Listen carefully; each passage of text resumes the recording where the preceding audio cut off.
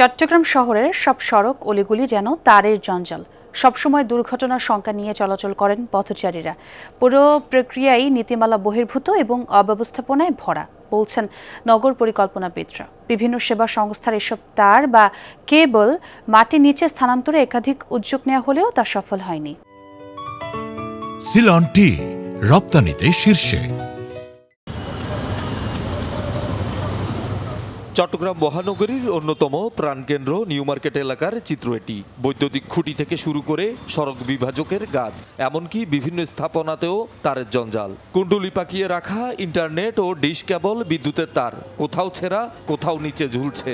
যে কোনো সময় ঘটতে পারে দুর্ঘটনা। বৈদ্যুতিক তার থেকে প্রায় ঘটছে শর্ট সার্কিট ও অগ্নিকাণ্ড। ট্রান্সফরমার এটা বারবার এখানে শর্ট খায়। তারপর এই যে এরা বারবার কাজ করে যায়, এই যে তারগুলো দেখেন ঝুলন্ত অবস্থায় আছে। এই জায়গাটা কোনো রকম যদি আগুন লাগে, মানুষ কোনো একটা বিপদে বললে কোথাও যাওয়ার কোনো সুযোগ পাবে না। মুজে দিয়ে চলে যাই।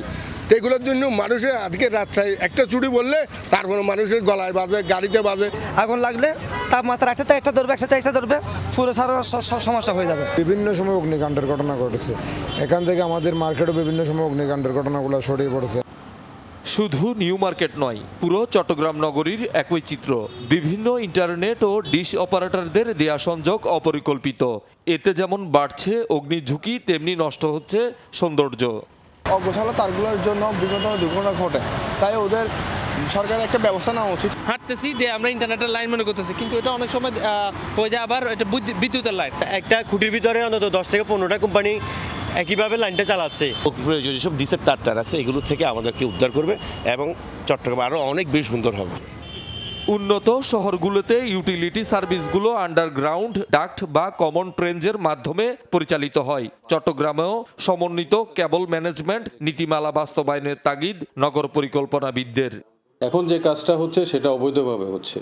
সিটি কর্পোরেশনের পোল, পিডিবির পোল কিংবা টিএনটির পোলগুলো কিন্তু এভাবে তারা কোনো নীতি ছাড়াই এবং কোনো ধরনের অনুমতি ছাড়া এটা ব্যবহার করছেন, বাধ্য হয়ে করছেন।